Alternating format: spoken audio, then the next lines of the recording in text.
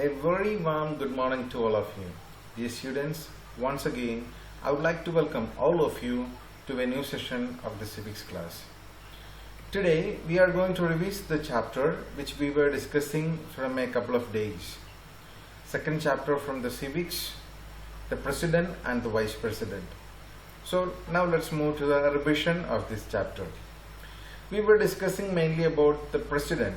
Who is the President of our country? What were the specialities with the President of our country? He is the executive head of the state. He is the Supreme Commander of Defense Forces. He is elected by the elected members of both the Houses of Parliament and elected members of the state legislative assemblies.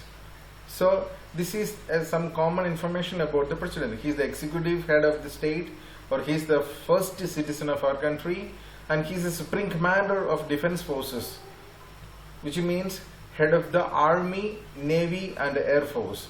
And he is elected by the elected members of both the Houses of Parliament and elected members of State Legislative Assembly. He is not being directly elected by the people of our country, but he is being elected by the elected members. Now let's move to the qualifications for election, or what are the qualifications needed to become the candidate of the President. First of all, a person is eligible for election as President if he is a citizen of India. He should not be less than 35 years of age. He must be qualified for election as a member of Lok Sabha. He must not holding any office of profit under the government, either central government or state government. And finally, he should not be a member of either houses of parliament or state legislature. So these are the different criteria which must have with a candidate who wants to become the President, or who must be eligible for election as the President of our country. Now let's move to the procedure, how the election of the President is taking place. The President is elected indirectly by the members of an electoral college. So first of all, you have to remember what I have taught in the previous class. So electoral college, it is through the electoral college, or the members of an electoral college is electing the President. And how the electoral college is being formed, it is consisting of the elected members of both houses of parliament, which means the members of Lok Sabha and Rajya Sabha, then the elected members of the legislative assemblies of the states. In every state there will be a state legislative assembly. So the elected members from the legislative assemblies of the states, including the National Capital Territory of Delhi and the Union Territory of Puducherry. So from all these state legislative assemblies, there will be elected members, and they can cast their vote along with the elected members of the Lok Sabha and Rajya Sabha. So this is how the electoral college is being formed. Now, the term of office. Usually the term of office of the President is for a period of 5 years. 5 years is the normal period of a President. Now the procedure for impeachment.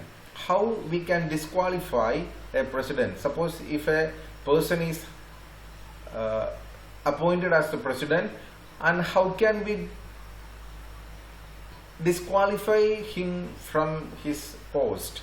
So that's what the procedure. So we are going to see the procedure for impeachment. The particular procedure of disqualifying the President is being known as impeachment. How it can be done? The President can be removed from office by impeachment for the violation of the Constitution by a resolution passed by both houses after proving the charges against him. Which means, President can be removed from his office only by the procedure of impeachment. And what must be the reason? Violation of the Constitution. And that particular resolution must be passed by both houses. So the President can be removed only by the process of impeachment, and the impeachment can be taken place just because of the violation of the Constitution and the reason must be the violation of the constitution, and the resolution must be passed by both houses after proving the charges against him. So this is what is the procedure for impeachment. So these are the common factors about the president: his procedure for impeachment, term of office, election, and other different information about the president. Now let's move to the powers of the president. First of all, executive powers. He is the executive head of the state, which means he is the administrative head of our country. He makes all important appointments, such as those of the Prime Minister and other ministers. He is appointing the Prime Minister and the other ministers. The Chief Justice and the judges of the Supreme Court and the High Court. The Chief Justice in Supreme Court and High Court, and other judges in the Supreme Court and High Courts. The Attorney General and the Comptroller are being appointed by the President. And again, Auditor General and Chairman of various committees are being appointed by the President. He administrates the Union territories and the border areas. Already we know the Union territories, they are directly coming under the administration of the Union government. And who is the head of the Union government? Of course, it will be the President. So, President administrates the Union territories and the border areas. And finally, he assumes to himself all or any of the functions of the government of the state when the state is put under President's rule. In certain cases, the number of states, there are a number of examples.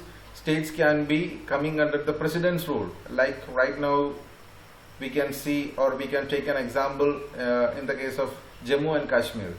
Jammu and Kashmir is undergoing the President's rule. So in all these cases, he is acting as the executive head of the state. That way, he is having the special powers, special executive powers, which will help in the smooth functioning of the state.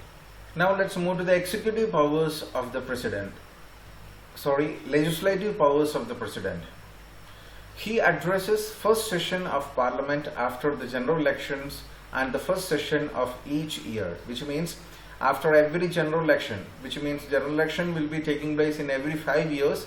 So after every general election, the first session of the Parliament and the first session of every year, when the Parliament assemble together, he will address the Parliament. Again, he can issue ordinances when the Parliament is not in session. So usually 3 times the Parliament will be gathering together.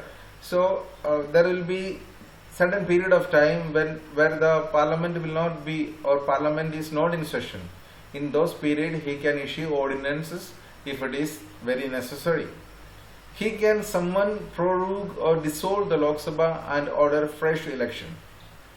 He can call the Parliament to gather together, or he can prorogue or stop the sessions of the Parliament, or he can dissolve the Lok Sabha and order fresh elections.